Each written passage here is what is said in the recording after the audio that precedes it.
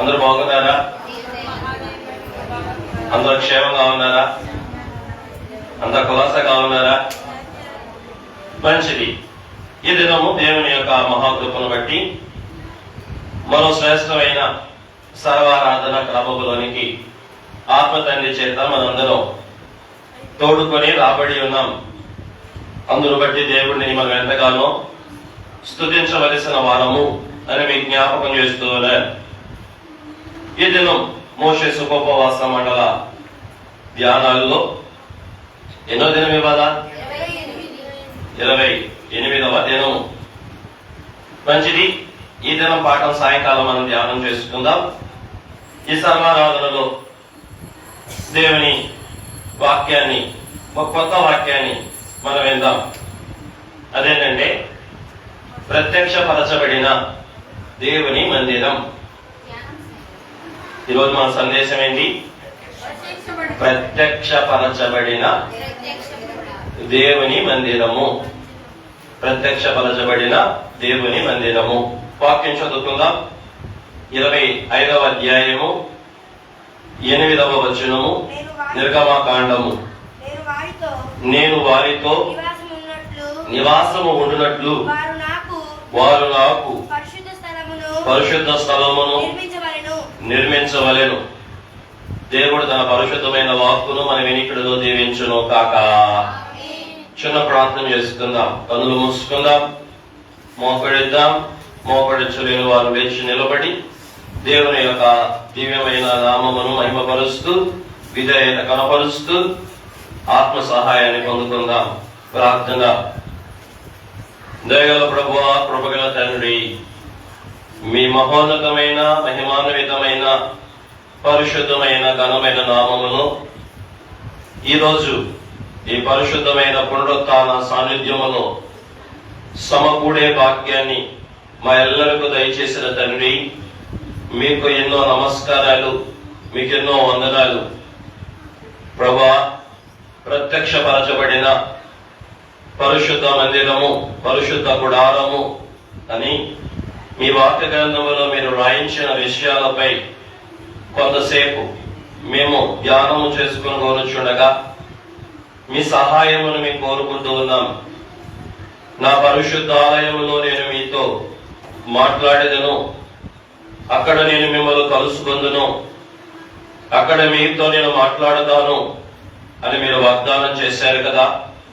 ఈ దినము అందరితో మాట్లాడి ప్రత్యక్ష గుడారము వెనక ఉన్న నీ మనస్సు, నీ అంతరంగము, నీ ఉద్దేశము మా అందరికీ దయచేయమని, తెలియచేయమని, మీ మహిమార్థమే మమ్మల్ని నడిపించి మేఘమెక్కించదని, మహిమ మందిరముగా మాకు బయలుపడి ప్రత్యక్షపరచబడి మమ్మలను దేవునికి మందిరములుగా మలుచుటకు మందిరముగా దిగివచ్చిన క్రీస్తు యేసు వారి శుభనామమని ప్రార్థనా స్తుతులు సమర్పించి వేడుకుంటూ ఉన్నాము. మా ప్రియమైన మా పరలోకపు తండ్రి. ఆమేన్. కూర్చుందాము.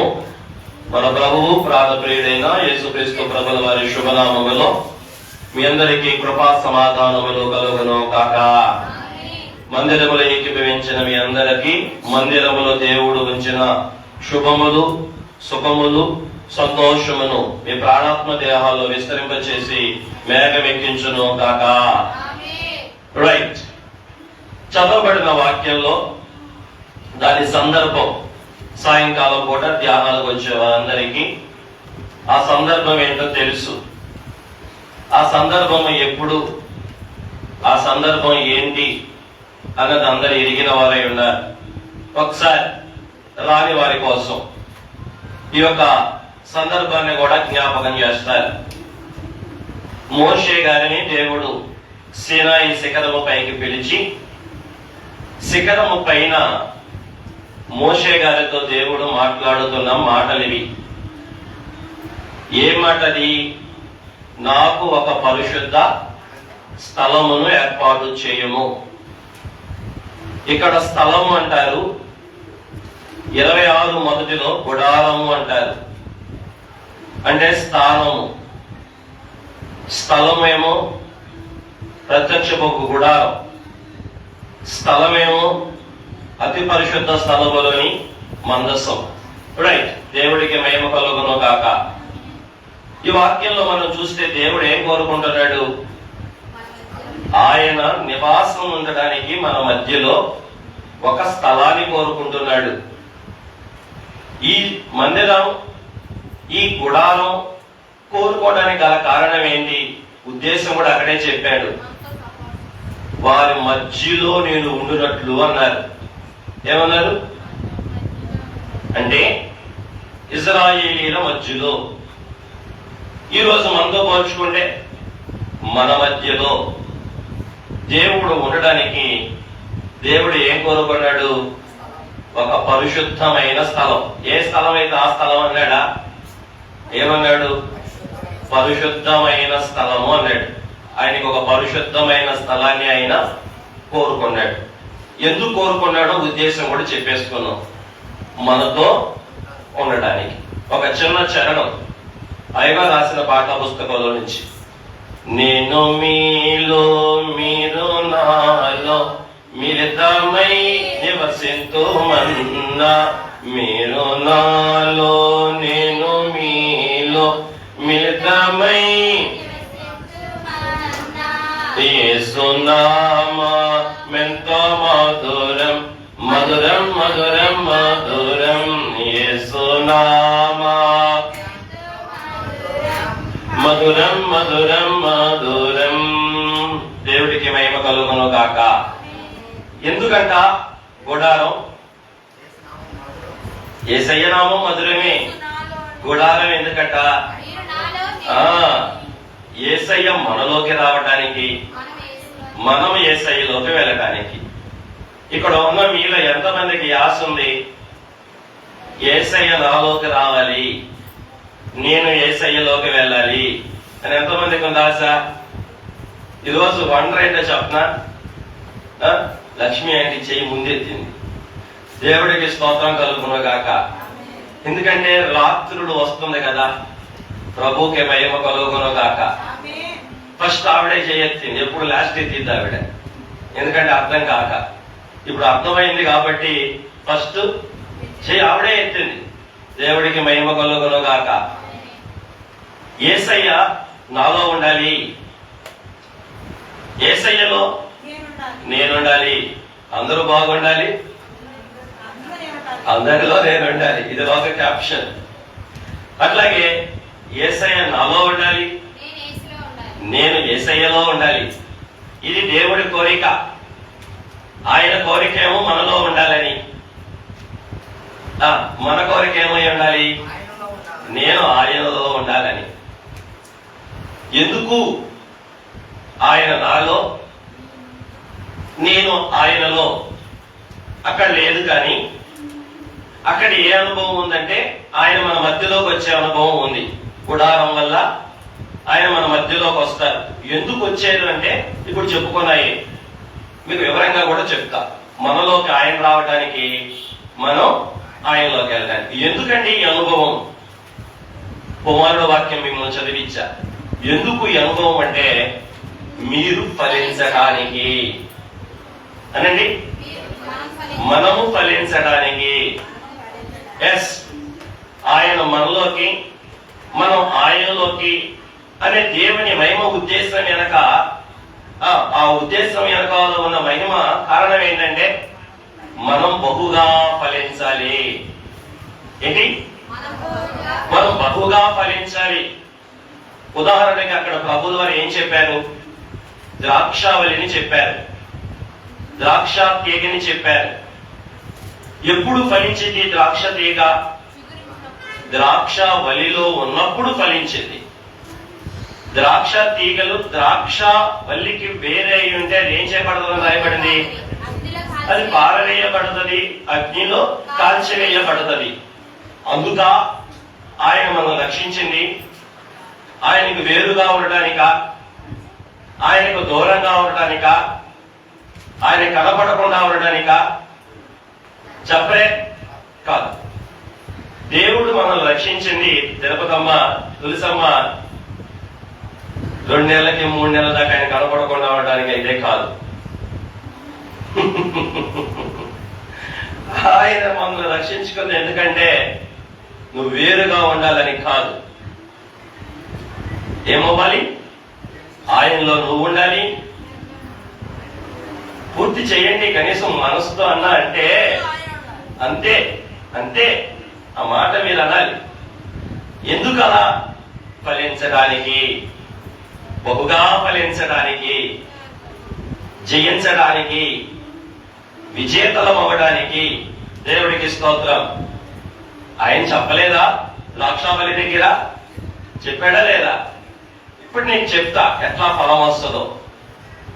ఉద్దేశం అయితే ఏంటి? ఫలించడం. ఏంటి ఉద్దేశం?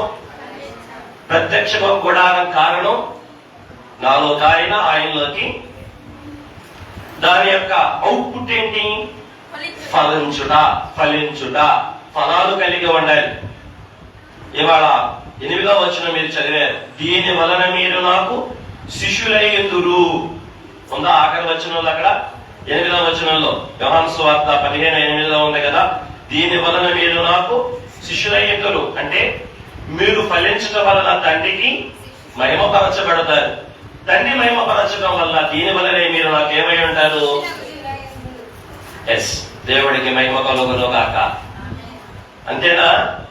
దేవుడికి మహిమ వచ్చింది దేని ద్వారా? మనం ఫలించడం ద్వారా. అంటే మనల్ని ఫలింపు చేసే పని ఎవరిది? అలాగే ఆయన మహిమ పరిచే పని ఎవరిది? మనది. ఈ రెండు దేంట్లో దాగున్నాయి? దేవుని మందిరములో మనము సహవాసం చేయటంలో దాగున్నాయి. దేవుడితో నువ్వు సహవాసం చేసినప్పుడు నువ్వు ఫలిస్తావు. నీ ఫలం దేవుడికి మహిమ తెచ్చేది. ఈ మహిమే ఏంటంటే దేవుడు మొదలు ఊరేగించడం. ఇది ఎక్కడ చదువుకున్నాం? కొరింథీయులకు రాసిన 2వ పత్రికలో పరిశుద్ధాత్మ తండ్రి వాక్యంలో చదువుకున్నాం. ఆయన ఎల్లప్పుడూ మమ్మలను ఊరేగించుతూ ఉన్నాడు. ఏం చేస్తున్నాడు ఆయన? మమ్మల్ని ఎల్లప్పుడూ ఊరేగించుతూ ఉన్నాడు. ఎవరు ఊరేగిస్తున్నారు? పౌలు గారు అంటున్నారు అక్కడ. చూడండి ఒకసారి ఆ వచనం. కొరింథీయులకు రాసిన పత్రిక 2వ అధ్యాయం చదువమ్మా. ఎంత వచనం? 14వ వచనం. అధ్యాయం 2వ అధ్యాయం చదవండి. మా ద్వారా ప్రతి స్థలమందును క్రీస్తుని గురించిన జ్ఞానం యొక్క సువాసన కనబరుచు నిమిత్తం ఆయన యందు మమ్ములను. చూడండి, ఎల్లప్పుడు అనే పదాన్ని అండర్లైన్ చేసుకోండి. 24/7 ఎల్లప్పుడూ ఏం చేస్తున్నాడు ఆయన? మమ్మల్ని విజయోత్సవములతో ఊరేగింపు చేస్తున్నాడు. ఇక్కడ 3 ఉన్నాయి. 1 విజయము, 2 ఉత్సవము, 3వది ఊరేగింపు. ఫలము యొక్క ఫలం. తిరుగుతమ్మా, తులసమ్మ ఏం చెప్పు? ఫలము యొక్క ఫలం. ఎవరు ఊరేగిస్తారంట మనల్ని? దేవుడే ఊరేగిస్తాడట. దేవుడికి మహిమ కలుగును గాక. నా మాటలు మీరు విడిచిపెట్టకూడదు. నిజంగా నేను ఆనందంతో చెప్తున్నాను, భారంతో కూడా చెప్తున్నాను. నా మాటలు మీరు పట్టుకోవాలి. ఆ వచనం ఎంత చక్కగా రాయబడిందో చూసారా? ఎల్లప్పుడూ. అయ్యా ఏమంటున్నావు? ఎల్లప్పుడూ అంటే సర్వకాల సర్వవస్థల్లో. ఏంటి? సర్వకాల సర్వవస్థల్లో. వానాకాలం, ఇక ఎండాకాలం, యాసకాలం. వానాకాలం, ఎండాకాలం, యాసకాలం, కరువు కాలం, సమృద్ధి కాలం, ఎండే కాలం, నిండే కాలం. అన్ని కాలాల్లో ఎల్లప్పుడూ ఆయన ఏం చేస్తూ ఉన్నాడు? మమ్మల్ని 3 పదాలు తీసావా ప్రవీణం? వచ్చిన కనపడిందా? మరి ఏం తీశారంటున్నావుగా? కొరింథీయులకు రాసిన 2వ పత్రిక 2వ అధ్యాయం 14వ వచనం, పేజీ 160వ పేజీ తీసావా? ఏముంది అక్కడ? మమ్మలను ఎల్లప్పుడూ విజయ ఉత్సవములతో 3 పదాలు ఉన్నాయి అక్కడ. విజయం ఇస్తున్నాడు మాకు, ఊరేగిస్తున్నాడు మమ్మల్ని, ఉత్సవం చేస్తున్నాడు, మనకి ఊరేగిస్తున్నాడు మనల్ని. అయ్యా, ఈ పాపకి ఎంత భాగ్యమయ్యా, ఈ నీచుడికి ఎంత భాగ్యమయ్యా, ఈ అవిధేయుడికి ఎంత భాగ్యమయ్యా, ఈ తిరుగుబాటుదారుడికి ఎంత భాగ్యమయ్యా, ఈ లోపల నొల్లని వాడికి ఎంత భాగ్యమయ్యా, నీ మాట అంటే లెక్కలేని నాకు ఎంత భాగ్యమయ్యా. ఎంత భాగ్యం! నాకు విజయం, నాకు ఉత్సవం, నాకు ఊరేగింపు. ఎప్పుడు? ఎల్లప్పుడూ. ఏంటిది? ఫలము యొక్క ఫలం. ఫలము యొక్క ఏ ఫలము యొక్క ఫలం? మందిరములో సహవాసము చేయటం వల్ల వచ్చే ఫలం, ఫలించటం. ఆ ఫలించటం యొక్క ఫలం ఏంటి? ఇదిగో, ఎల్లప్పుడూ విజయముతో, ఉత్సవముతో. ఇంకా వింటున్నావా? వచ్చేస్తుందా నిద్ర? ఏంటో ప్రభువా, దాన్ని గెలవాలి. దాన్ని ఏం చేయాలి? అవసరమైతే నుంచుని దాన్ని సిలివేయాలి. దేని? నిద్రని. నుంచుంటే సిలివేయాలి, దాన్ని సిలివేయాలి. దేవుడికి మహిమ కలుగునుగాక. సరేనా? ఆ వచన మీద ఏలు పెట్టుకొని దేవుని స్తుతించండి. అంటే నా మాట, దేవుని మాటగా నా మాట ఏంటంటే, మీకు ఏమి నేర్పించాలనుకుంటున్నానంటే, దేవుడు తన పిల్లల విషయంలో ఆయన ప్రతిరోజు కూడా మనల్ని ఉసూరు మనిపించాలనుకోడు. దేవుడు ప్రతిరోజు తన పిల్లల్ని, చెప్పండి మేడమా, సంతోషంగా ఉన్నావా? సంతోషంగా ఉన్నావా? ఏం చెప్పాను ఇప్పుడు? దేవుడు తన పిల్లలను ప్రతిరోజు ఉసూరు మనిపించాడు. దేవుడు ప్రతిరోజు తన పిల్లల్ని ఏం చేస్తాడు? ఉసూరు మనిపించాడు. మరి ఏం చేస్తాడు? ఉత్సాహంతో, ఉత్సవముతో, విజయంతో ఊరేగించటం దేవుని బిడ్డలైన దేవుని సంకల్పం. అలా చేయటానికి దేవుడు ఏమిచ్చాడు? ఇది చెప్పాలి. ఇదంతా అందుకే చెప్పుకొచ్చా. ప్రత్యక్షపు గుడారముని ఇచ్చాడు. తప్పట్లు కట్టండి ఒకసారి. నేను పట్టబద్దలు కొట్టారా? అర్థమై కొట్టారా? మీకు అర్థం చేసుకోవాలి. మీరు ఇంత గొప్ప ఏర్పాటు దేంట్లో పెట్టాడు దేవుడు? ప్రత్యక్షపు గుడారములో పెట్టాడు, మందిరంలో పెట్టాడు. మోషే గారు దేవుని సహవాసములో, దేవుని నిలయములోకి వచ్చి సహవాసం చేయటం ద్వారా ఇంత గొప్ప ఏర్పాటు పెట్టాడు దేవుడు. మరి మనం ఇక్కడ మనకి ఏం చేయాలి? లోబడాలా వద్దా? నిజంగా చెప్పాలి. లోబడాలా వద్దా? ప్రవీణ్, నిజం చెప్పాలి. గుండెని మేము చేసుకుని లోబడాలా వద్దా? మాకు దేవుడు ఊరేగించొద్దండి, మనుషులు మమ్మల్ని ఊరేగించాలండి అన్న వాళ్ళు ఎంతమంది? మమ్మల్ని దేవుడు కాదు ఊరేగించాల్సింది, మమ్మల్ని మనుషులు ఊరేగించాలి. మమ్మల్ని దేవుడు కాదండి ఊరేగించాల్సింది, మమ్మల్ని మేమే ఊరేగించుకుంటాం. ఎంతమంది కాశ? మిమ్మల్ని మీరు ఊరేగించుకున్నా, మనుషులు మిమ్మల్ని ఊరేగించిన ఒక రోజుకి ఆ ఊరేగింపు ఏమైందంటే నరకంలో ముగిసింది. గుడ్డని మీద రాసుకోండి. మిమ్మల్ని మీరు ఊరేగించుకున్నా, మనుషులు మిమ్మల్ని ఊరేగించిన ఆ ఊరేగింపు చివరికి ఎక్కడ ముగిసింది? నరకంలో ముగిసింది. కానీ మిమ్మల్ని దేవుడు ఊరేగిస్తే అది దానికి ముగింపు లేదు నాన్న. దానికి no end, there is no limit, it has no boundaries. దానికి అంతం లేదు, ముగింపు లేదు, హద్దులు లేవు. ఈ ఉత్సాహం, ఈ ఊరేగింపు, ఈ విజయం నిరంతరం ఉండేది. ఏది? దేవుడు ఊరేగించే ఊరేగింపు. సరేనా?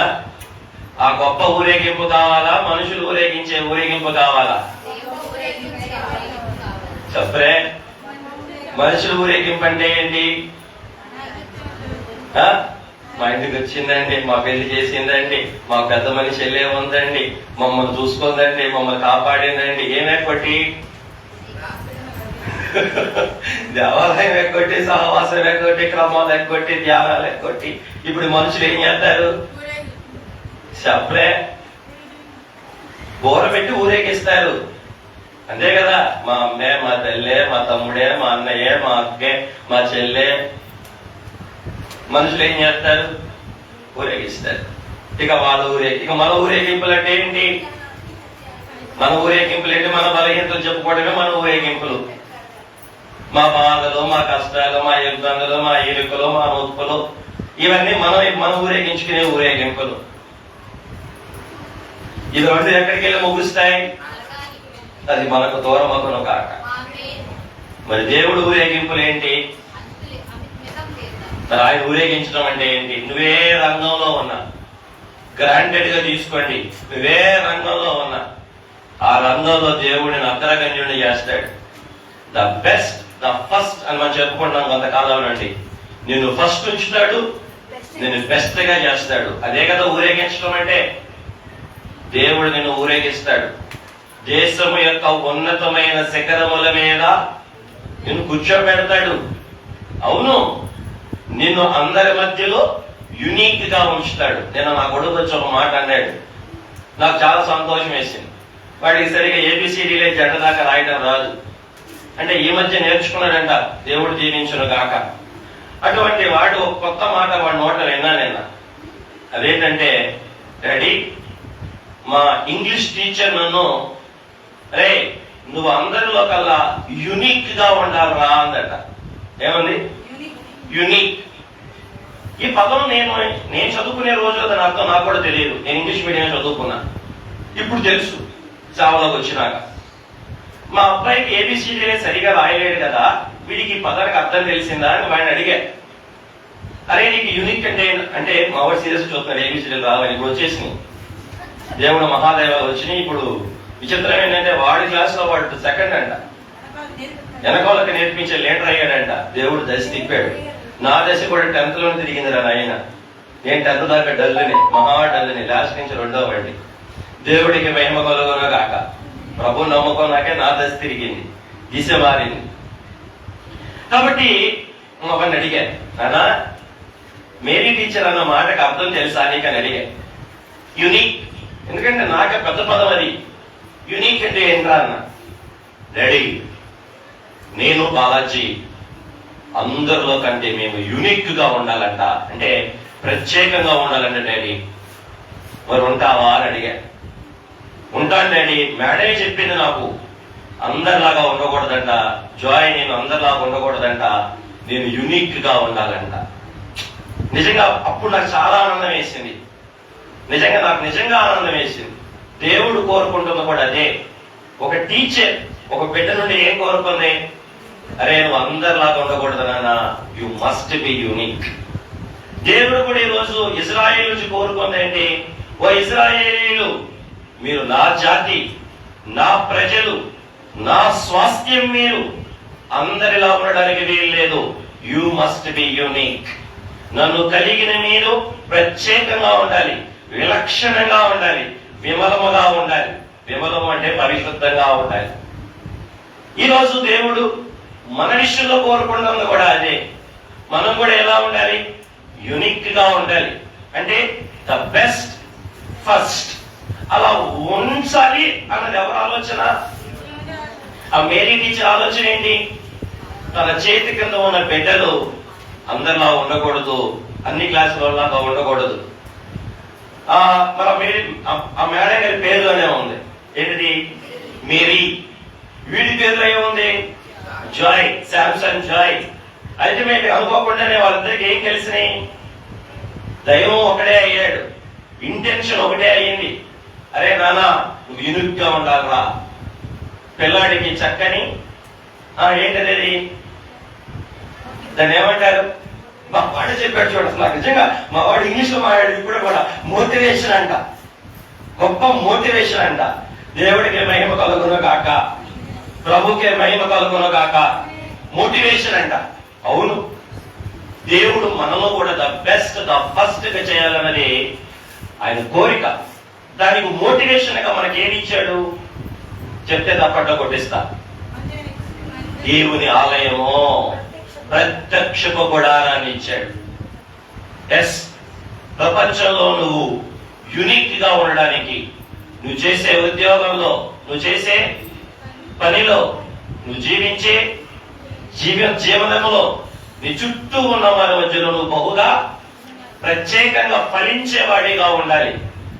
నువ్వు చేసే ప్రతి పనిలో సమృద్ధిలో నువ్వు ఉండాలి. పైవాడి ఆయన మాట అది ఇజ్రాయేలుతో ద్వితీయోపదేశకాండ 28 అంటాడు, నేను తలగా ఉంచుతా గాని తోకగా ఉంచను, నేను పైవారిగా ఉంచుతా గాని కింద వారిగా ఉంచను, నేను అప్పించే వారిగానే ఉంచుతాను కానీ అప్పు పుచ్చుకునే వారిగా ఉంచను. అంటే నువ్వు అందరిలో కంటే కూడా యునిక్ గానే ఉండాలి. ఇదేంటి ఫలం. ఆ ఫలాన్ని బట్టి దేవుడు ప్రతిరోజు మనల్ని ఏం చేస్తాడు? ఊరేగిస్తాడు.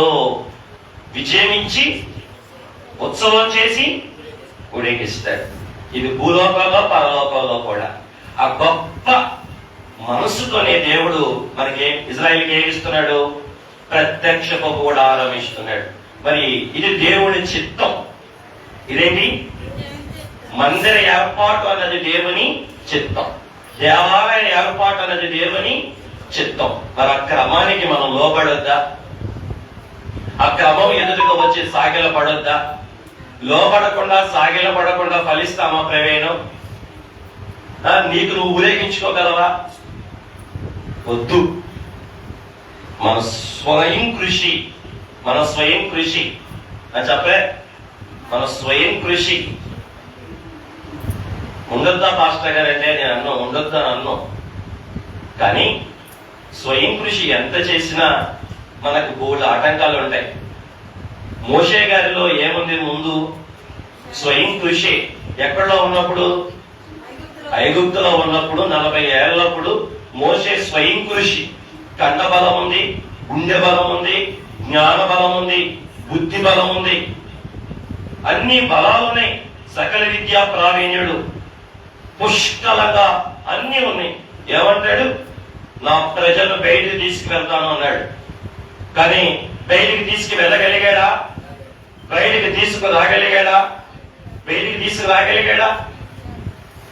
ఏమి లేవు ప్రవీణ్. ఆయనకి మోషకి ఏమి లేవు.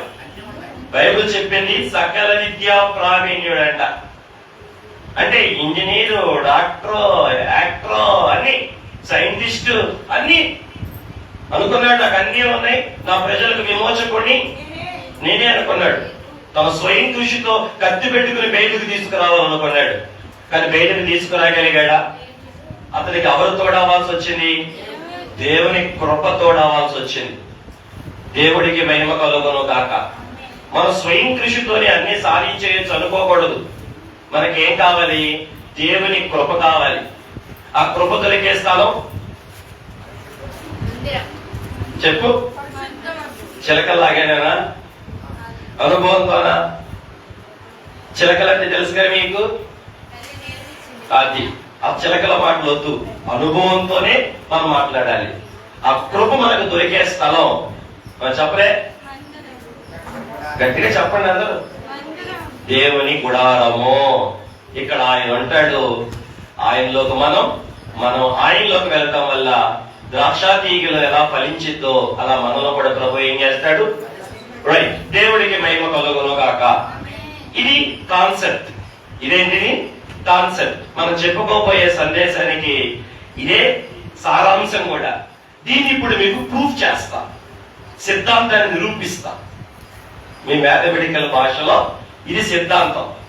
ఇప్పుడు దీన్ని నిరూపిస్తా. కొన్ని వాక్యంలో ఉన్న సందర్భాలు తీసుకుని, వాక్యంలో ఉన్నటువంటి సంఘటనలు తీసుకుని ఇది ఎంత నిజమో మీకు రుజువులతో చూపించినప్పుడు మీ విశ్వాసం ఇంకా బలపడింది. సరేనా? ఒకసారి రుజువుల్లోకి వెళ్దామా? సిద్ధాంతం మీకు అర్థమైందిగా? రైట్.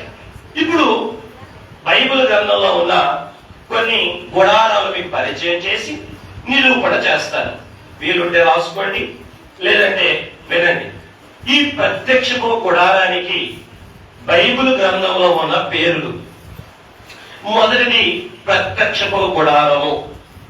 నిర్గమకాండము 29వ అధ్యాయం 10వ వచనం.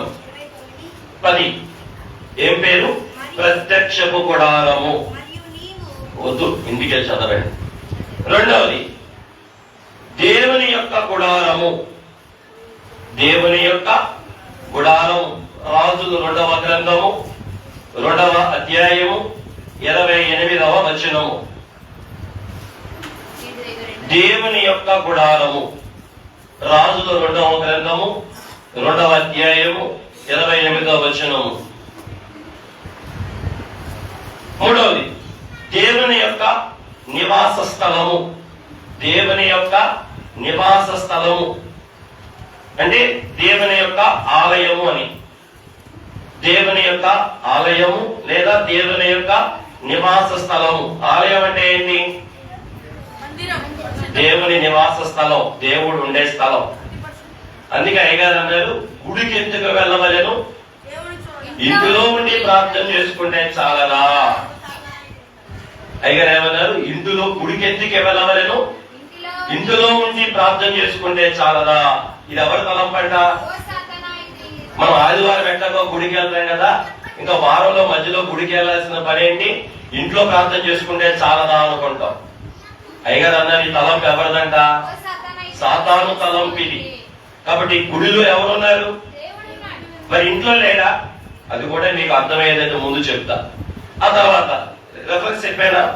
దినవృత్తాంతముల మొదటి గ్రంథము 9వ అధ్యాయము 23వ వచనము. 23. ఆ తర్వాత మొదటి గ్రంథము దినవృత్తాంతముల మొదటి గ్రంథము 9వ అధ్యాయము 23వ వచనము. ఆ తర్వాత దేవుడైన యెహోవా ఆలయము. దేవుడైన యెహోవా ఆలయము. దేవుడైన యెహోవా ఆలయము. నిర్గమకాండము 23వ అధ్యాయము 19వ వచనము.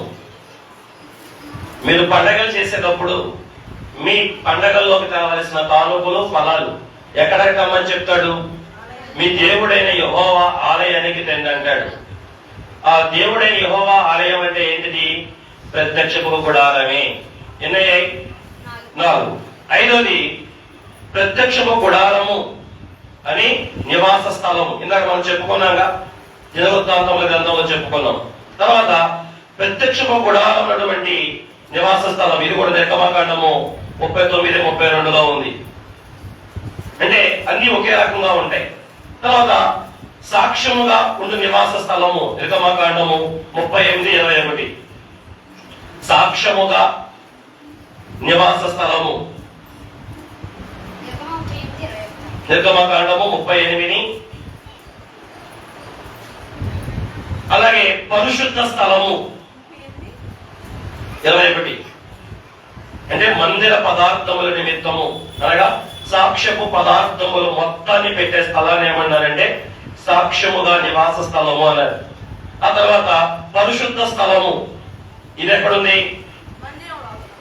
పేరెక్కడుంది పరిశుద్ధ స్థలం అని?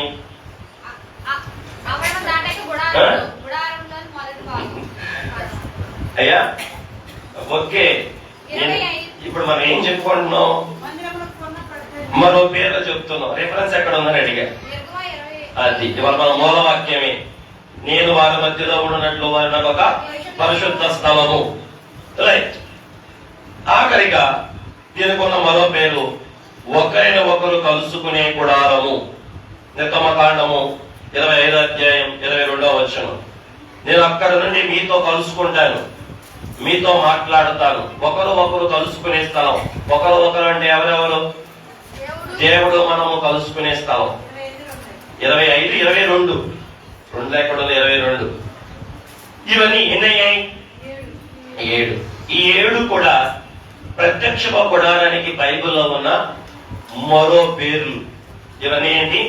ప్రత్యక్ష గుడారానికి ఉన్న మరో పేర్లు. అట్లాగే బైబిల్ గ్రంథంలో ఉన్న కొన్ని మందిరాల గురించి మీకు చెప్తాను. దేవుడు మందిరానికి ఎంత ప్రాధాన్యతనిచ్చాడో మనకు అర్థమైంది. ఎన్ని రకాల మందిరాలు ఉన్నాయి బైబిల్లో? మన మందిరం కూడా ఒక మందిరమే. బైబిల్లో ఉన్న కొన్ని మందిరాలు దేవుడు దృష్టిలో ఉన్న మందిరాలు. మొట్టగా పరలోక ఉన్నటువంటి దేవుని ఆలయం. అంటే పరలోకమే ఏంటి? దేవుని ఆలయం. ఆలయం అంటే ఏమో చెప్పుకున్నాం, దేవుడు నివాస స్థలం, దేవుడు ఉండే. దేవుడు ఎక్కడ ఉన్నాడు? ఇప్పుడు మందిరంలో ఉన్నాడు. వాస్తవానికి నివాస స్థలం ఏది? కాబట్టి పరలోకమే ఒక ఆలయము. పరలోకమే ఒక ఆలయం, దేవుని ఆలయం. వెంకటేశ్వరం గారు ఓకేనా? పరలోకమే ఏంటి? దేవుని ఆలయం. 2 దినవృత్తాంతముల గ్రంథం 6:21, ప్రకటన గ్రంథం 11:9 పరలోకమందున్న దేవునికి భక్తులు ఏం చేస్తారు? ప్రార్థన చేస్తారు. ప్రకటన 11:9 వాస్తవమైన స్థలం అది. ఇప్పుడు మన యత్నాలు ప్రయత్నాలు ఎక్కడికి వెళ్ళడానికి? భూలోకంలో ఉన్న మందిరాలన్నీ కూడా ఏ మందిరంలో తీసుకెళ్ళడానికి? ఈ వాస్తవమైన మందిరానికి తీసుకెళ్ళటానికే. ఏ మందిరం చూసొచ్చావుగా మోషే గారు? నువ్వు ఈ మందిరాన్ని చూసొచ్చావా? పర్వతం వెళ్ళినప్పుడు చూసిరాలేదా? దేవుడికి స్తోత్రం. నీళ్లు మాత్రమే కనపడింది, దేవుడి ఇల్లు కనపడలా. రైట్, దేవుడి ఇల్లులో ఆయన ఇల్లు ఉంది, అది ఆయనకి తెలియదు. దేవుడి ఇంటిలో ఆయన ఇల్లు ఉంది. దేవుడికి మహిమ కలుగును. దేవుడి ఇల్లు అంతా పరలోకం, ఆ పరలోకంలో మన ఇల్లు. రైట్, దేవుడికి మహిమ కలుగును గాక. ఇది జనరల్ వ్యూ. రెండవదిగా ప్రత్యక్షపు గుడారము మనం చెప్పుకుంటుంది. నిర్గమాకాండం 29:10. ఇది మోషే గారి చేత నిర్మించబడింది. పరలోక మందిరాన్ని ఎవరు కట్టారు? పరలోక మందిరాన్ని ఎవరు కట్టారు? అయ్యో భాగ్యమా, పరలోక మందిరాన్ని ఎవరు కట్టారు? యేసయ్య కట్టాడంట. చూసారా, ఆవిడ భాషలో చెప్తుంది. ఆవిడ పరలోక మందిరాన్ని ఎవరు కట్టారు? కామెంట్ చేస్తూ చెప్పాలి కదా. ఈ మందిరాన్ని ఎవరు కట్టారు? కాపీ మేస్త్రులు కట్టారంట. ఎట్లా ఉందంటే ఇది షాజహాన్, తాజ్మహల్ ఎవరు కట్టారంటే షాజహాన్ కట్టారంటారా, కాపీ మేస్త్రులు కట్టారంటారా? అది తెలుగులో ఉన్న వాళ్ళు తాపీ మనుషులు కట్టారంటారు. హూ బిల్ట్ తాజ్మహల్ అంటే మీరు ఎగ్జామ్స్ లో గ్రూప్ డి ఎగ్జామ్స్ లో పెట్టండి, తాపీ వాళ్ళు కట్టారు అని. పెద్ద మార్కులు వస్తాయి. షాజహాన్ అని పెడితే 1 మార్కు వస్తుంది. తాపీ వాళ్ళు కట్టారని పెడితే అట్లాగే. ధనమా విన్నావా? ఈ మందిరాన్ని ఎవరు కట్టారంటే మోషే గారు. కదా మావాడు చెప్పాడు, భలే ఉందిరా, నీ బుర్ర షార్ప్ అవుతుంది, దేవుడు దీవించిన గాక, ఇంకా షార్ప్ అవ్వాలి. మోషే కట్టారు అంటారు. అట్లాగే పరలోక మందిరం ఎవరు కట్టారంటే, మరి ప్రత్యక్ష గుడారం ఎవరు కట్టారంటే మోషే గారే కట్టారు. ఈ ధ్యానాలు మనం నేర్చుకుంటున్నాక కట్టినేమో అహోలియాబు బెసలేలు, కానీ ఎవరి పేరు వచ్చింది? రైట్, మోషే గారి పేరు వచ్చింది. మోషే గారి అంటే నేను కాదు, ప్రవక్త గారు మోషే గారు కట్టారు ప్రత్యక్ష గుడారం. రైట్, ఇక మూడవది భూమిపై నిర్మించబడిన రాళ్లతో కట్టిన సొలొమోను గారు కట్టిన దేవాలయం. మొదటి రాజుల గ్రంథం 6:2. తెలుసా మీకు? మోషే గారు కట్టిన ప్రత్యక్ష గుడారం 100 మూరలు పొడవు, 50 మూరలు వెడల్పు కలిగింది. కానీ సొలొమోను గారు కట్టిన దేవాలయం చాలా పెద్ద దేవాలయం కట్టాడు. మొదటి రాజుల గ్రంథం 6:2 అని అంటాడు, యెహోవా నామ ఘనత కొరకొని ఒక మందిరమును కట్టెదను అంటాడు. వాస్తవానికి ఈ మందిరం కట్టడానికి మొదట ప్రయత్నం చేసింది చక్రవర్తి అయిన మహారాజు దావీదు గారు. కానీ దేవుడు తన కుమారుడైన సొలొమోను గారితో కట్టించుకుంటాడు. ఇదే మొట్టమొదటిది రాళ్లతో కట్టబడిన సుందరమైన బంగారమయమైన గొప్ప దేవాలయం భూమి మీద కట్టబడింది. అది కట్టిన వారు ఎవరు? సొలొమోను మహారాజు. పరలోక మందిరాన్ని కట్టింది ఎవరు? దేవుడు. ప్రత్యక్ష గుడారాన్ని కట్టింది ఎవరు? ప్రవక్త మోషే గారు. రాజుల గ్రంథంలో ఉన్న దేవాలయం కట్టిన ఎవరు? మహారాజు అయిన సొలొమోను. ఆ తర్వాత మరి జెరుబ్బాబెలు ద్వారా కట్టబడినటువంటి దేవాలయం 3వ అధ్యాయం 8వ వచనం నుండి 13వ వచనం వరకు.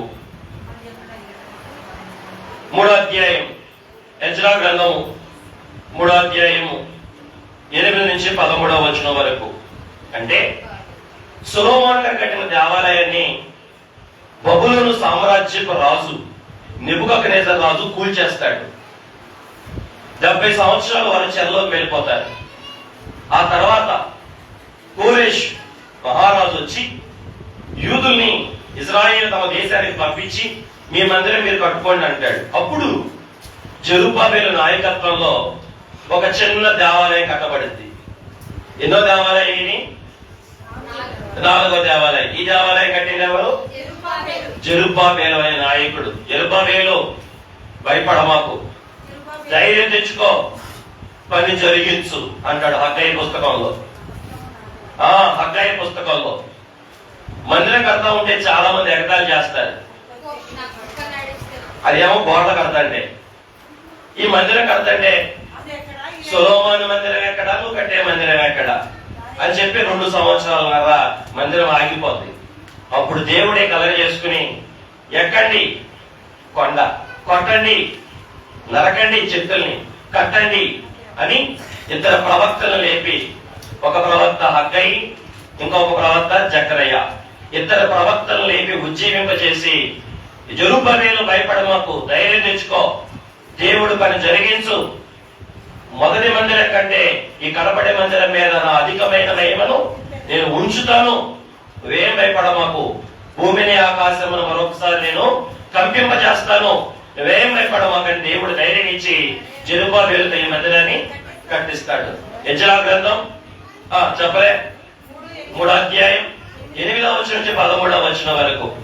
ఇప్పుడు మీ అన్ని ఇంటికి ఏం చేయాలి? రాసుకోవే, పెన్ను పుస్తకం తెచ్చుకోవాలి. రైట్. ఇక 5వ మందిరం యేసుక్రీస్తు ప్రభువు జీవించిన కాలంలో ఉన్న మందిరం.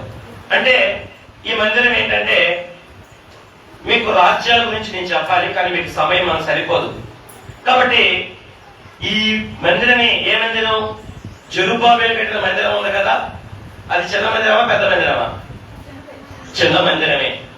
ఈ మందిరాన్ని హేరోదు, అంటే రోమా రాజ్యం వచ్చిన తర్వాత హేరోదు మహారాజు కడతాడు. ఎంత పెద్ద మందిరం అంటే ఎకరాలే. సొలొమోను గారు కట్టిన దానికంటే కూడా పెద్ద మందిరం కడతాడు. ఎకరాలతో, ఎకరాలు పెద్ద మందిరం. దేవుడు ఆ మందిరాన్ని చూసి అంటాడు యోహాను సువార్తలో, ఏమని? ఈ దేవాలయాన్ని పడగొట్టండి, నేను 3 దినాల్లో నేను అని యోహాను సువార్తలో 2వ అధ్యాయంలో ఆయన అంటాడు. ఈ మందిరం ఎక్కడుంది? 2వ అధ్యాయం 19వ వచనంలో, 2వ అధ్యాయం యోహాను సువార్త 2వ అధ్యాయం. అప్పుడు వాళ్ళు ఏమంటారు? ఏంటి, 45 ఏడాదులు కట్టబడిన ఈ దేవాలయాన్ని పడగొట్టే 3 దినాల్లో కడతాడా? యేసయ్య మీద, ఇతని మీద ఏమీ నేరాలు ఉన్నాయి అని పిలాతు అడిగినప్పుడు, పెద్దలందరూ సన్నిహిత సభలో సమకూడినప్పుడు ఒక నేరం ఏంటో తెలుసా? మనం 45 ఏళ్ళు దేవాలయం ఏ రోజు కడితే ఇతడు 3 రోజుల్లో పడగొడితే 3 రోజుల్లో లేపుతాడంటండి. ఇతడు దేవదూషణ చేస్తున్నాడు అని చెప్పి యేసయ్య మీద నేరం మోపారు. ఏ ఆలయాన్ని చూపించి? అది హేరోదు కట్టిన దేవాలయము. ఆ దేవాలయ ప్రతిష్టని హానుకు అంటారు. రైట్, అది వేరే విషయం. ఎన్నయ్యాయి ఇప్పటికి? ఇప్పటి నుంచి చెప్పబోయేవి ఆధ్యాత్మికమైనవి. ఇవి కొంచెం జాగ్రత్తగా వినండి. క్రీస్తు యేసు శరీరమే ఒక దేవాలయం.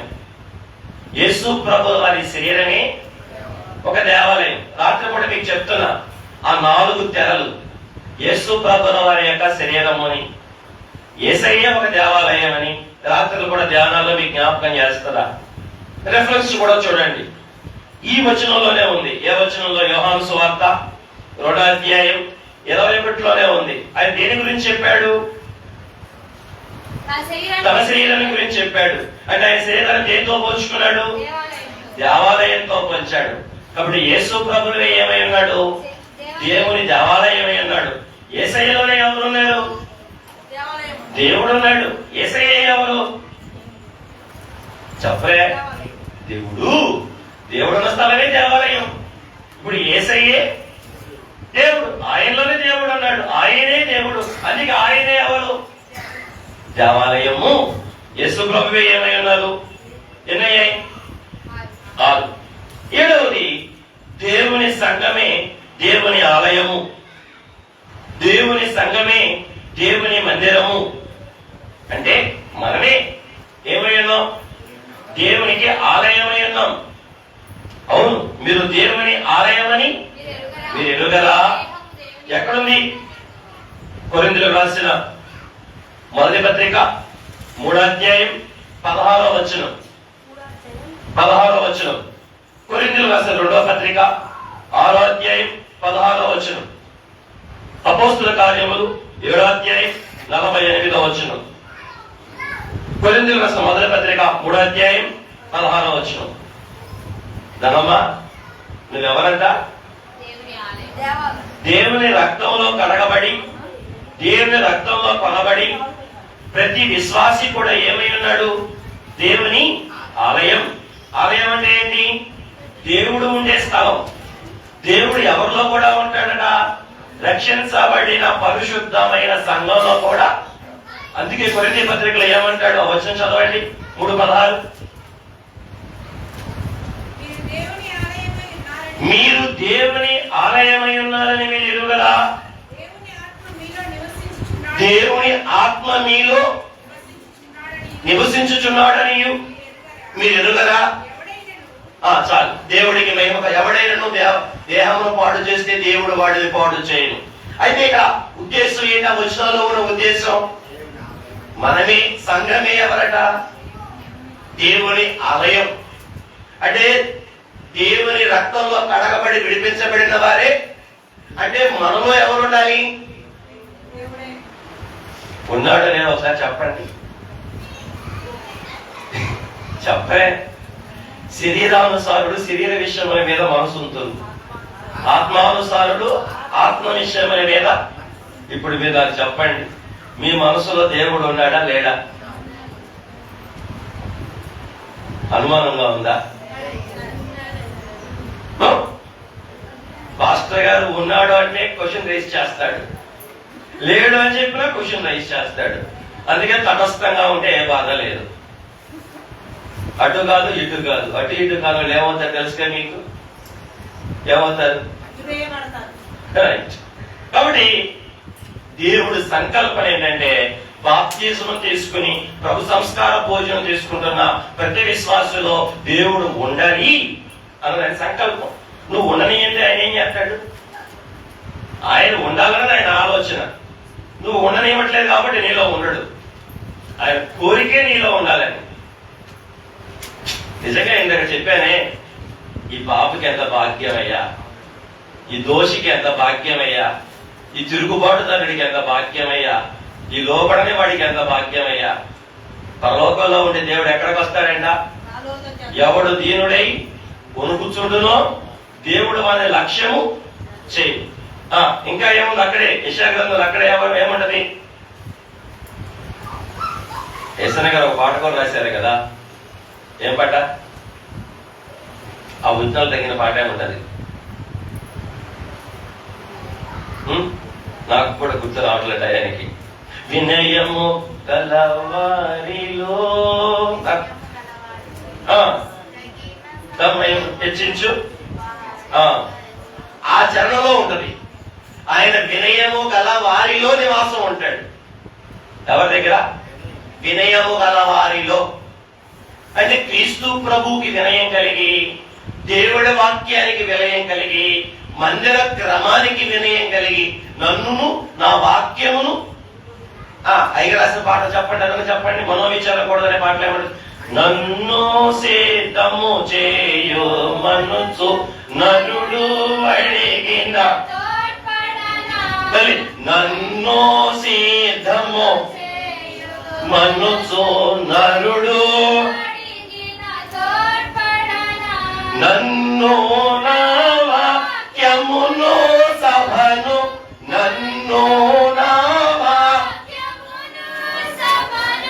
మన్నగా చేసిన కొనిపోనా మన్నగా చేసిన ఎన్నో చరణం తీసారా? 72వ పాట 105వ చరణంలో ఉంది. ఏమంటున్నారు అయ్యగారికి దేవుడు పాడి వినిపించారు ఈ పాట. ఏంటట? నన్ను అంటే దేవుణ్ణి, నన్ను అంటే దేవుణ్ణి. 2 వాక్యాన్ని, నన్ను నా వాక్యమును, వాక్యం అంటే బైబిల్ని.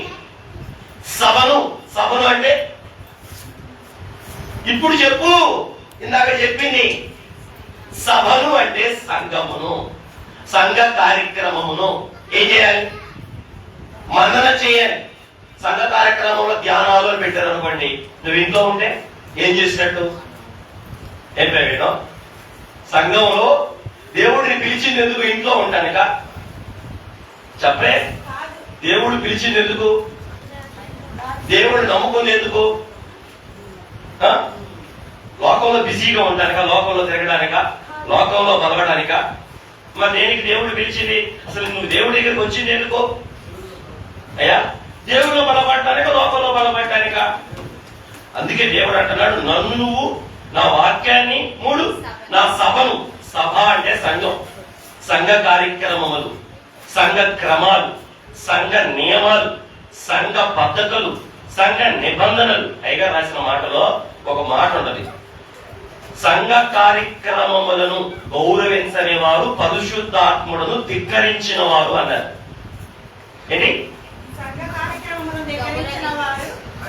పరిశుద్ధాత్ములను ధిక్కరించిన వారు. సంఘ కార్యక్రమాలు ఎవరి ద్వారా జరగబడతాయి? ఆత్మతండ్రి ద్వారా జరగబడతాయి. ఆత్మతండ్రిని ధిక్కరించావనుకో, ఆత్మతండ్రిని నిరాకరించావనుకో, హెబ్రీ పత్రికలో ఉంటది. ఏంటిది? ఆత్మని ఆత్మనార్పుడే కానీ ఎఫెసీ పత్రికలో ఉంటది. ఆత్మ తండ్రిని మనం కష్టపెడితే, ఆత్మ తండ్రి యొక్క నియమాలనే మనం పాటించకపోతే ఇక మన పరలోకానికి ఎవరు తీసుకెళ్తారు? ఆ మోక్షానికి ఎవరు తీసుకెళ్తారు? కాబట్టి 3 చెప్పారు తండ్రి గారు అక్కడ. 1 దేవుణ్ణి, 2 వాక్యాన్ని, 3 సంఘ నియమాన్ని అంటే సభని. మన్నన చేసిన కొనిపోనా. మన్నన అంటే ఏంటి? మన్నించడం అంటే, మన్నన చేయడం అంటే చెప్పారా? మన్నన చేయడం అంటే ఏంటి? గౌరవించటం, పాటించటం, విధేయత చూపటం. అది చెప్తారా? ఏం తులసమ్మ గారు తిరుపతమ్మ గారు ఏం చేయాలంట? మనం దేవుడి కార్యక్రమాలను ఏం చేయాలి? మన్నన చేయాలి. వింటున్నారా? ఆ మన్నన చేసిన వాళ్ళు ఎవరు ఉంటారు?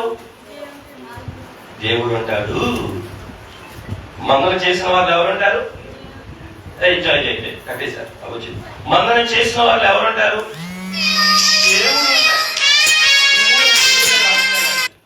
దేవుడు మాట వినేవారిలో, దేవుడు వాక్యం వినేవారిలో, సంఘ కార్యక్రమములను విధేయులయ్యే వారిలో ఎవరుంటారు? అట్టి వారిని దేవుడు ఏం చేస్తాడు? రేపు మేఘం మీద కొనిపోతాడండి. దేవుడు ఎవరిలో ఉంటారో వారే దేవుడితో కూడా వెళ్తారు. కాబట్టి దేవాలయము అనే అంశంలో సంఘము కూడా ఏంటి? దేవుని దేవాలయం. ఎన్ని దేవాలయం చెప్పుకున్నాం ఇప్పటికి? ఇప్పుడు మనం దేవాలయంగా మారాలంటే దేవుణ్ణి, దేవుడి వాక్యాన్ని, దేవుడి సంఘ కార్యక్రమాన్ని మనం ఏం చేయాలి? మరి 40 రోజుల ధ్యానాలు రావాలా వద్దా? ఇప్పుడు నాకేమి పోయేది ఏమి లేదు ఇందులో. మీరు రావాలి రావాలి రావాలి అని 10 సార్లు చెప్తుంటే మిమ్మల్ని బాధ పెట్టి, మిమ్మల్ని కష్టపెట్టి, మిమ్మల్ని కూర్చి, మిమ్మల్ని బతిమలాడి అడగడం వల్ల నాకు వచ్చే లాభం ఏం లేదు. ఇందులో ఎవరికి లాభం? లాభం మీకే, నష్టం మీకే. ఎవరిని దుఃఖ పెడుతున్నారు? పరిశుద్ధాత్మను దుఃఖ పెడుతున్నారు. ఆత్మతండ్రిని మీరు ఏం చేస్తున్నారు? నీకంటే నాకు ఎక్కువ తెలుసు అని అంటున్నాం మనం. ఆయన మనం దుఃఖ పెట్టకూడదు. ఆయన రక్షించు. అదే నువ్వు వేకున్నావు అనుకో, దేవుడి దగ్గరికి రాలేదనుకో, అసలు నిన్ను ఎవడు అడగడు. మీరు గమనించారా లేదో? ఐగుప్తులో ఉన్నప్పుడు దేవుడు ఎవరికి ఏమి చెప్పలా. ఐగుప్తులో ఉన్నప్పుడు ఏమైనా చెప్పాడు ఆ మందిరం గురించి? ఎక్కడికి వచ్చినాక చెప్పాడు? సీనాయి పర్వతం దగ్గరికి వచ్చినాక చెప్పాడు. ఐగుప్తులో ఉన్నప్పుడు ఏం చెప్పలా. ఎందుకంటే అక్కడ నీకు నిబంధన లేదు, అక్కడ నీకు క్రమము లేదు, అక్కడ నీకు ఏ విధమైనటువంటి ఆదేశాలు ఏమి ఐగుప్తులో ఏమి చెప్పలేదు. ఆయన ఎక్కడికి వచ్చినాక చెప్పాడు? నువ్వు సీనాయి కొండ దగ్గరికి వచ్చినాక, ఆయన పాదాల దగ్గరికి వచ్చినాక చెప్పాడు. ఇప్పుడు మీరందరూ ఎక్కడికి వచ్చారు? దేవుడు పాదాల దగ్గరికి వచ్చారు కాబట్టి దేవుడు చెప్తున్నాడు. అదే మీరు లోకంలో ఉన్నారు అనుకోండి, పాస్టర్ ఎవరో మీరెవరో, బైబిల్ ఎవరో మీరెవరో, సంఘం ఎవరో మీరెవరో, దైవుడి కార్యక్రమాలు ఏంటో మీరెవరో, అసలు ఎవరు ఏం పట్టించుకోరు. రోడ్డు మీద చాలా మంది వెళ్తున్నారు, వాళ్ళందరికీ మోసేలు చెప్తాడా? కాపరేలు చెప్తాడా? కానీ ఇక్కడికి వచ్చారు కాబట్టి, ఎక్కడికి? దేవుడి దగ్గరకు వచ్చారు కాబట్టి ఇక్కడ దేవుడు ఓర్పుతో ఏం చేస్తున్నాడు? వివరిస్తా ఉన్నాడు. మరి దేవుడు ఓర్పుతో వివరించబడి మన లోపడుతా? ఇక్కడికి వచ్చిన వాళ్ళకి చెప్తున్నాడు దేవుడు, నువ్వు ఆత్మ తండ్రిని ఏం చేస్తున్నావు? నిరాకరిస్తున్నావు. ఏం చేసి? సంఘ కార్యక్రమాలకి ఎగనామో పగనామో అంట. ఇప్పుడు యూట్యూబ్ లో వస్తుంది. గ్యాస్ మంటలకేమో ఎగనామం అంట, అమ్మకేమో పంగనామం అంట. అంటే అమ్మఒడి ఇవ్వకుండా పంగనామో, గ్యాస్ మంటలు ఇవ్వకుండా ఎగనామం అండ్ ట్రోల్ అవుతా ఉన్నాయి. ఈ సంవత్సరానికి, వచ్చే సంవత్సరం వస్తాయేమో. మరి దేవుడు కూడా మనం ఏం పెట్టినట్టు అవుతాం? ఎగనామో పగనామో పెట్టిన వాళ్ళం అవుతాం. ఏం చేయకపోతే? దేవుని మందిర కార్యక్రమాలను పాటించు. నేను దేవుడికి లోపడుతున్నాక, ఆదివారం వస్తున్నాక, నేను మైక్రా వాక్యం చదువుకుంటున్నాక, రెండు చేసి మూడో చేయకపోతే సంపూర్ణమైంది క్రమం సంపూర్ణం అవ్వదు. క్రమం సంపూర్ణం అవ్వాలంటే దేవుడికి లోబడాలి, వాక్యానికి లోబడాలి, సంఘ కార్యక్రమాలకు కూడా. ఈ రెండు జీవితకాలం అంతా కలిగి ఉండి సంఘ క్రమం కలిగి ఉండకపోయిన నష్టం ఎవరికి? దేవుడు మనలోకి రాడండి. అందుకే మనం ఏం చేయాలి? ఈ మూడింటికి మన్నన చేసి దేవుడు ఆలయాలుగా మనం మారాలి. మన టార్గెట్ ఏంటి? గట్టిగా చెప్పాలి. మన టార్గెట్ ఏంటి? మరి గట్టిగా చెప్పాలి. మన టార్గెట్ ఏంటి? మనందరూ ఎలా మారాలి?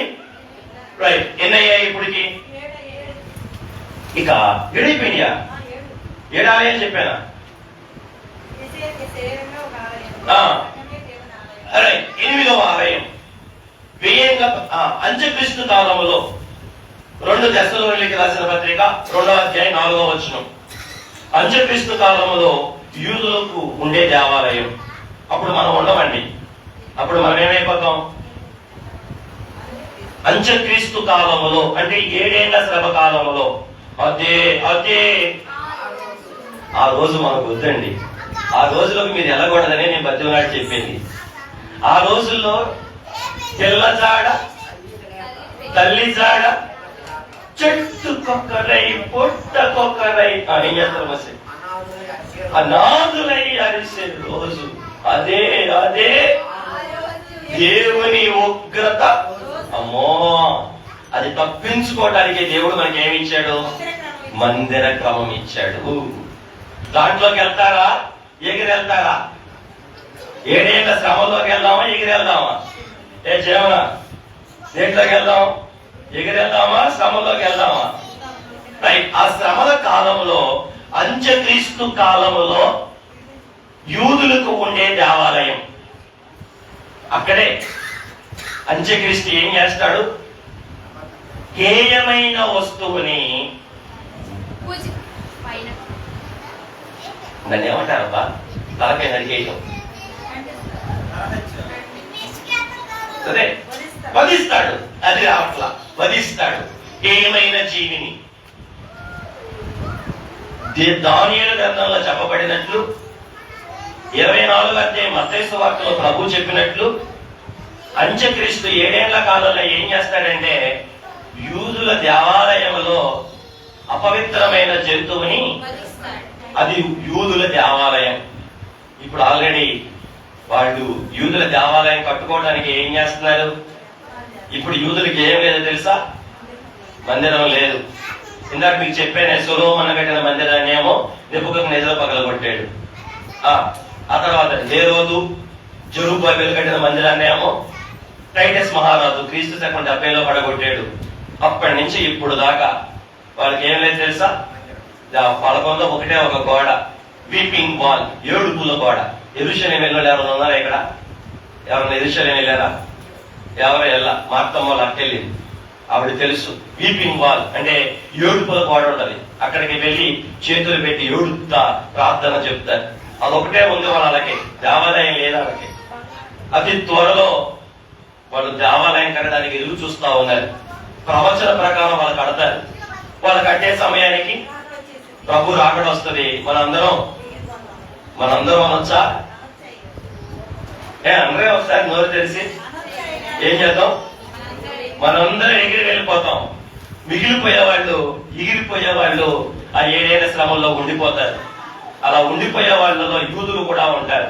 ఆ యూదులు కూడా ఏం చేస్తారు? అక్కడ ఒక దేవాలయం కట్టుకుంటారు. అది 8వ దేవాలయం. ఇక 9వదిగా మనం చూస్తే 1000 ఏళ్ల పరిపాలన కాలంలో ఉండే దేవాలయం. యెహెజ్కేలు గ్రంథము 47వ అధ్యాయం 1 నుంచి 4 వచనాలు. ఏ కాలంలో ఉండే దేవాలయం? 1000 ఏళ్ల పరిపాలన అంటే 7 ఏళ్ల శ్రమలు అయిపోయిన తర్వాత పరలోకం దిగొచ్చింది. పెండ్లి కుమార్తె అదిగదిగో అనే పాటలో ఉంటదిగా, అదిగదిగో వధువు సంగము వరుణివలే ధరించుకున్నది అని రాశారు. ఆ వధువుతో కూడా ప్రభు వచ్చి భూమి మీద 1000 ఏళ్ల పరిపాలన చేస్తాడండి. ఆ 1000 ఏళ్ల పరిపాలనలో భూమి మీద ఉండే దేవాలయమే 1000 ఏళ్ల పరిపాలనలో ఉండే దేవాలయం. ఇది ఎన్నోది? 9. ఇక ఆఖరిది నూతన యెరూషలేము అనే దేవాలయం. ఇది ప్రకటన గ్రంథము 21వ అధ్యాయము 1 నుంచి 4 వచనాలు. అంటే ఇంచుమించు 2 ఒకటే. ప్రభుకే మహిమ కలుగును గాక. ఎన్నయ్యాయి? 10 దేవాలయాలయ్యాయి. నూతన యెరూషలేము దేవాలయము. ఎన్ని దేవాలయాలయ్యాయి? 10 దేవాలయాలయ్యాయి. బైబిల్లో ఉన్న దేవాలయాలు. ఇప్పుడు ఈ ప్రత్యక్షముగా గుడారం ద్వారా మాట్లాడుకుంటూ మనం ఇన్ని దేవాలయాల గురించి చెప్పుకున్నాం. దేవాలయంలో కేంద్రం ఏంటి? దేవుడు నివాసం చేయటం. ఏంటి? దేవుడు నివాసం చేయటం. కాబట్టి మనకి దేవుడు ఎందుకు ఇచ్చాడు దేవాలయం? మనతో నివాసం చేసి మనల్ని దేవాలయాలుగా మార్చుకోవటానికి. మనతో నివాసం చేసి మనల్ని దేవాలయంగా మార్చుకోవటం. మరి ఎంతమంది మారదాం? దేవుడు దేవాలయాలాగా మారదాం. మోషే గారు మీరు ఎట్లా? మనమ్మా దేవుడికి దేవాలయం అవుదామా? దేవుడికి స్థానం ఇద్దామా? రైట్. దేవుడికి దేవాలయం అవ్వాలంటే 2 కావాలి. ఒకటి స్థలము, రెండవది స్థానము. ఈ ఊళ్ళో బైబిల్ మిషన్ దేవాలయం వచ్చిందంటే ఈ 2 ఉన్నాయి. స్థలం కావాలి. అంటే ఏం చేసింది? మనకు స్థలం ఇచ్చింది. స్థలం లేకపోతే దేవాలయం లేదు. ఇంచుమించు 10 ఏళ్ళు దేవాలయం లేదు ఈ ఊళ్ళో. మరి ఎప్పుడు దేవాలయం వచ్చింది? స్థలం ఇచ్చినాకే దేవాలయం వచ్చింది. అంటే ముందు స్థలం కావాలి. స్థలం వచ్చినాకే స్థానం ఏర్పడింది. స్థలం లేకపోతే స్థానం ఉండదు. స్థానం అంటే ఏంటి? దేవుడు ఉండే చోటు. ఇది స్థానం. ఏది? అతి పరిశుద్ధ స్థలం. ఇప్పుడు మిమ్మల్ని ప్రశ్న అడుగుతా, స్థలం గొప్ప స్థానం గొప్ప? స్థలం గొప్పదా స్థానం గొప్పదా? ఏది గొప్పది? స్థలం గొప్ప స్థానం గొప్ప? మాత్రమ్మా మరి ఏది గొప్ప చెప్పండి? 2 గొప్పే. ఎట్లాగంటే బయట నుంచి చూస్తే స్థలం గొప్పదిగా కనపడుతుంది, లోపలికి వచ్చి చూస్తే స్థానం గొప్పగా ఉంటది. కాబట్టి 2 ముఖ్యమైనవి. దేవుడికి మందిరం కట్టడానికి 2 ఉండాలి. స్థలము ఉండాలి, స్థానము ఉండాలి. స్థలము మీరు చూడండి, ఇక్కడ మందిరం కట్టడానికి ముందు ఎట్లా ఉండేదా? దీన్ని మనం ఏం చేసుకున్నాం? బాగు చేసుకున్నాం, శుభ్రం చేసుకున్నాం. శుభ్రం చేసుకోకుండా ఎవరైనా మందిరం కట్టుకుంటారా? ఎవరు కడతారా? ఎవరు కట్టరు. అంటే అక్కడ ఉన్న గచ్చ పొదలు కానివ్వండి, అక్కడ ఉన్న రాడు రప్పలు కానివ్వండి, అక్కడ ఉన్న ఆటంకాలు కానివ్వండి, అన్ని ఏం చేస్తారు? అవన్నీ తీసేసిన తర్వాత ఆ స్థలంలో ఏం ఏర్పడింది? ఈ చక్కటి స్థానం ఏర్పడింది. అట్లాగే దేవుడి మందిరాలుగా మనం మారాలంటే స్థలము కావాలి. స్థలము అంటే నీ శరీరం, నీ బహిరంగ జీవితం, నీ బహిరంగ జీవితం. స్థలము అంటే నీ బహిరంగ జీవితం, స్థానము అంటే నీ అంతరంగ జీవితం. ముందు నీ అంతరంగ జీవితం ఏర్పడాలంటే నీ ముందు నీ బహిరంగ జీవితం ఏమవ్వాలి? బాగుపడాలి, సెలవాలి. బహిరంగ జీవితాన్ని సరి చేసుకోవాలి. మందిరా కట్టుకోవాలంటే స్థలం సరి చేసుకునే కట్టుకున్నావా లేదా? అట్లాగే మన బహిరంగ జీవితాన్ని ఏం చేసుకోవాలి అంటే శరీర జీవితాన్ని ఏం చేసుకోవాలి? శరీర కార్యాలు లేకుండా, శరీర మనస్సు లేకుండా, శరీరానుసారమైన చోటు లేకుండా మన బహిరంగ జీవితాన్ని ఏం చేయాలి? బాగు చేసుకోవాలి, శుభ్రం చేసుకోవాలి, సరి చేసుకోవాలి. చాలా మంది అంటారు శరీరం ఎలా ఉన్నా పర్లేదులేండి, లోపల బాగుండి చాలండి అంటారు. దేవుడు శరీరానికి దేవుడా, ఆత్మకు దేవుడా? అబ్బాయి ఎవరు చెప్పారు? నిజం. దేవుడు శరీరానికి దేవుడా, ఆత్మకు దేవుడా? అది తప్పు. దేవుడు శరీరానికి దేవుడే, ఆత్మ కూడా దేవుడే. బాగా నేర్చుకోండి. ఇదే పెద్ద ముసుగు. మన అందరం పెద్ద ముసుగు వేసుకుని ఉంటాం. దేవుడు ఆత్మకి దేవుడు అని చెప్పి శరీరాన్ని విడిచిపెట్టేస్తాం. ఎట్లాగైనా బతకొచ్చు శరీరంగా, కానీ ఆత్మశుద్ధిగా ఉంటే చాలు. తప్పు. ఇది అపవాది సిద్ధాంతం. దేవుడు ఆత్మకి దేవుడే, శరీరానికి కూడా దేవుడే. మన దేవుడు ప్రాణాత్మ దేహాల గలవాడిగా చేశాడు. అవునా కాదా? అవునా కాదా? అవునా కాదా? అర్థమ్మా ఏం కోపంగా చూస్తున్నావు? అర్థం కాలేదా? శరీరానికి దేవుడు ఎలాగని? శరీరానికి దేవుడు ఎలాగంటే అపార్థం చేసినప్పుడు దేవుడు ఆత్మ కూడా ఇచ్చాడు. ఆదాముకి శరీరం కూడా ఇచ్చాడు. కాబట్టి శరీరానికి కూడా ఆయనే దేవుడు. ఆత్మ యెహోవా పెట్టిన దీపం, అది ఆయనే. శరీరం కూడా ఆయనే. అయితే ఆయన ఏ శరీరం ఇచ్చాడు? మహిమ శరీరం ఇచ్చాడు. ఆయన ఇచ్చింది మహిమ, మట్టిని మహిమగా మార్చి మహిమ శరీరం ఇచ్చాడు. పాపాన్ని బట్టి మనకి ఏమొచ్చింది? మట్టి శరీరం దాపరించింది. ఇప్పుడు ఈ మట్టి శరీరం పోయి మహిమ శరీరం కలిగి దేవుడి నివాసంగా మనం మారడానికి దేవుడు ఏమిచ్చాడు? ఆలయము. ఆలయము. ఏదే తోటలో దేవుడు ఆదాముతో ఏం చేసేవాడు? సహవాసం చేసేవాడు. ఏ పూట సహవాసం చేసేవాడు? చల్లపూట సహాయం చేసేవాడు. ఆ సహవాసం ఏమైంది? పాపము వల్ల పోయింది. చల్లపూట దేవుడు వచ్చేవాడు, కానీ ఆదాము చేసిన పాపం వల్ల దేవుడు ఆ సహవాసాన్ని ఏం చేశాడు? తీసేశాడు. తీసేసి ఆదాము ఏం చేశాడు? వేడికి పంపించేశాడు. మహిమ దేహం పోయి మట్టి దేహం వచ్చిన మనుషులకు ఏమి లేదు? దేవుడితో సహవాసం లేదు. అయితే దేవుడు తిరిగి ఈ మనిషి మీద ప్రేమతో ప్రత్యక్షము గుడారము అనే క్రమం ద్వారా ఈ మట్టి మనిషితో మహిమ సహవాసాన్ని ఏర్పాటు చేసి మట్టి మనిషిని మహిమ మనిషిగా మార్చడానికి ఏమిస్తున్నాడు? పరిశుద్ధ గుడారాన్ని ఇస్తున్నాడు. మీరు గుడారంలోకి రాకపోతే మట్టి దేహంతోనే పాతాళానికి వెళ్ళిపోవాల్సి వచ్చింది. కానీ ఈ మట్టి దేహంతో ఈ మహిమ గుడారంలోకి వస్తే ఈ మట్టి మీద మహిమలు పొదిగి మహిమ జీవులుగా మార్చి మహిమలోకి చేర్చుకుంటాడు. అందుకే దేవుడు మనకి ఏమి ఇచ్చాడు? పరిశుద్ధ గుడారం. కాబట్టి దేవుడు దేనికి దేవుడు అన్నాను? ఆత్మకి శరీరానికి రెండింటికి. అందుకే శరీర విషయంలో లెక్క చెప్పాలి, ఆత్మ విషయంలో కూడా లెక్క చెప్పాలి. మరి ఆత్మలోకి దేవుడు రావాలంటే, నువ్వు ఆత్మ మందిరంగా మార్చబడాలంటే ముందు ఏం బాగుండాలి? నీ శరీర జీవితం బాగుండాలి, నీ బహిరంగ జీవితం బాగుండాలి, నీ లోక జీవితం బాగుండాలి, నీ సంఘ జీవితం బాగుండాలి. బహిరంగ జీవితం బాగున్నప్పుడే ఏ జీవితం పట్టుకుంటాడు వచ్చి దేవుడు. కాబట్టి బహిరంగ జీవితాన్ని బాగోకుండా బాగు చేసుకోకుండా అంతరంగంలో స్థానం ఏర్పడాలంటే ఏర్పడదండి. మీరే చెప్పండి. ఎగ్జాంపుల్, ఈ స్థలమే ఒకప్పుడు వేరేగా ఉండేది, కానీ ఇవాళ స్థలాన్ని బాగు చేసుకున్న తర్వాతే స్థానం ఏర్పడింది. అవునంటారా కాదంటారా? అట్లాగే మన బహిరంగ జీవితం, మన కుటుంబ జీవితం, అంటే బహిరంగ జీవితం, లోక జీవితం, సంఘ జీవితం, ఇవన్నీ ఏంటి?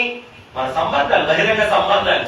అత్తగారితో కోడల గారి సంబంధం, ఆడబిడ్డతో తోడగోడల సంబంధం, భర్తతో భార్య సంబంధం. చెప్పరే, ఈ సంబంధాలన్నీ కూడా ఎలా ఉండాలి? మాకు దేవాలయంలో మా సంబంధం బాగుంటుందండి. పాస్టర్ గారితో సంబంధం, విశ్వాసతో సంబంధమే తప్ప ఇంటికాడ మటుకు రోకణ బండ్లు పట్టుకుంటాం, దేవాలయంలో మటుకు ప్రభు సంస్కార గిన్నెలు పట్టుకుంటాం. కుదరదు. నువ్వు దేవాలయం అవ్వలేవు, కష్టం. నిజమమ్మా, కష్టం. మందిరం అవ్వలేదు. మందిరం అవ్వాలంటే ఏం బాగుండాలి? ముందు బహిరంగ జీవితం బాగుండాలి, శరీర జీవితం బాగుండాలి, లోక జీవితం బాగుండాలి. అది బాగున్నప్పుడే అంతరంగ జీవితముల్లో దేవుని ఏర్పాటు బాగుంటుంది. ముందు ఏం కట్టుకోవాలి? ముందు ఏం బాగు చేసుకోవాలి? నువ్వు చెప్పిన కరెక్టే మోషే గారు. ఏం బాగు చేసుకోవాలి? మన లోక జీవితం, మన బహిరంగ జీవితం, మన శరీర జీవితం ఏం చేయాలి? మనం బాగు చేసుకోవాలి. ఆ తర్వాత విశ్వాస జీవితం, అంతరంగ జీవితం, ఆత్మీయ జీవితం, సంఘ జీవితం కట్టుకోగలుగుతాం. బహిరంగాన్ని విడిచిపెట్టేస్తే అంతరంగ జీవితం కట్టుకోవటం అనేది దగ అన్నాడు ఒకసారి, దగ. కాబట్టి బహిరంగ జీవితాన్ని దేవుని సహాయంతో కట్టుకోవడానికి మనం ఎక్కడికి రావాలి? మందిరానికి రావాలి. ఎక్కడికి రావాలి? మందిరానికి రావాలి. ఎవరు ఏర్పాటు చేశారు? ఏర్పాటు దేవుడు ఏర్పాటు చేశాడు. కాబట్టి ఎప్పుడు మనం దేవుడు దేవాలయం అవుతామంటే బహిరంగ స్థలాన్ని, అంతరంగ స్థానాన్ని రెండు పరిశుద్ధపరుచుకున్నప్పుడే దేవుడికి మనం ఏమవుతాం? దేవాలయాలుగా మారుతాం. అలా మార్చడానికి దేవుడు మనకి ఏమి ఇచ్చాడు? పరిశుద్ధ మందిరాన్ని ఇచ్చాడు. ఈ స్థలానికి వస్తే దేవుడి రెండింటిని ఏం చేస్తాడు? స్థలాన్ని, స్థానాన్ని రెండింటిని కూడా తన సహవాసము మన మీద కప్పి, ఆయన గుడారాన్ని మన మీద కప్పి, ఆయన పరిశుద్ధ నైజాన్ని మన మీద కప్పి, ఆయన పరిశుద్ధ గుణాలు మన మీద కప్పి, మన బహిరంగాన్ని, మన అంతరంగాన్ని ఏం చేస్తాడు? ఆయన సమరూపంలోకి మార్చి మనలోనే నివాసం. దేవుడికి మహిమ కలుగును కాక. ఇక్కడతో నా మాటలు ముగిస్తా. మిగిలిన మాటలు సాయంకాలం చెప్పుకుంటా. సరేనా? ఇప్పుడు మీరందరూ దేవుడి ముందు ఏమడుగుతారు? పాస్టర్ గారి ప్రసంగం ఆపేదటి చేయయ్యా అని అడుగుతారా? మరి ఏమడుగుతారు? చెప్పే. ఏదో పోగొట్టుకున్నట్టు దేవాలయంలో ఉండకూడదు. మనం ఎలా ఉండాలి దేవాలయంలో? చెప్పే. ఎలా ఉండాలి? ఇంకో 2 గంటలుంటే బాగుంటాయా నీ సహవాసం? మోషేకి కొండ మీద ఎలా అనిపించింది? మోషే దిగి వచ్చాడా? మోషే దేవుడు ఎలమంటే వచ్చాడా?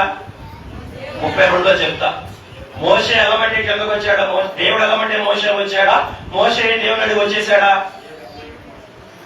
పౌలంలో కొండ మీదకి వెళ్ళిన మోషేకి దేవుడు ఎలమంటే మోషే కిందకు వచ్చాడా? మోషేని దేవుడు అడిగి కిందకు వచ్చాడా? అంటే మోషేకి ఏం ధ్యాస లేదు? ఇంటి ధ్యాస లేదు, భార్య ధ్యాస లేదు, బిడ్డల ధ్యాస లేదు, భూమి మీద ధ్యాసే లేదు. దేవుడు అంటాడు, బాబు ఇళ్ళైనా కింద నాశనం అయిపోతుంది. కింద ఏమైపోయింది? నాశనం అయిపోయారు కింద అడిలు. ఏంటి నేను అప్పుడు వెళ్ళిపోమంటా తొందరపడి, ఇంకొంచెం చెప్పు అంటున్నాడు. మనం ఎట్లా అంటాం? అయ్యాయి కాపయ్యాయి సారీ బాబు టైం చూసావా? అయిపోతుంది. బాబు కడుపులు గంట కొడుతుంది. మోసే కడుపు గంట కొట్టలేదా? మీకు గంట కొట్టేదంటే నాకు గంట కొడతా కొట్టదా? మరి దేవుడు ఓపికతో, ప్రయాసతో మనం దిద్దుకోవడానికి, మార్చుకోవడానికి, మనం ఆయన నివాసాలుగా మార్చుకోవడానికి ఆయన ప్రసవ వేదన పడుతున్నప్పుడు మనం ఆ ప్రసవ వేదనలో పాలిభాగస్వం అవద్దా? దేవుడు వెళ్ళిపోమంటే వెళ్దామా? మనమే ముందు నువ్వు ఆ పని చెప్పి వెళ్ళిపోదామా? మీకు అబ్రహాం దగ్గర కూడా కథలో చూడండి. అబ్రహాం వెళ్ళినాక, క్షమించండి, ఆ ముగ్గురు వెళ్ళిపోయిన తర్వాత అబ్రహాం ఇంటికి వచ్చాడని ఉంది. మీరు ఆదికాండం 18 చదివితే ఇప్పుడు మన దేవుడు వెళ్ళినాక వెళ్దామా, దేవుడు ఉండగానే వెళ్ళిపోదామా? ఇక దేవుడు వచ్చాడు ఆల్రెడీ మనం కలుసుకోవడానికి. ఆయన పరలోకానికి వెళ్ళిన తర్వాత మన ఇంటికి వెళ్దామా, ఆయన ఇక్కడే పెట్టి వెళ్ళిపోదామా? కొంచెం సెన్స్ ఉండాలి మనకి. ఇక్కడ మాట ముగించుకుందాం. ఇప్పుడు మీరు ఏమడుగుతారు దేవుడు చెప్పండి. అయినా ఇన్ని గొప్ప మందిరాలు, ఇన్ని గొప్ప సాక్ష్యాలు మా ముందు పెట్టాం. ఎందుకు?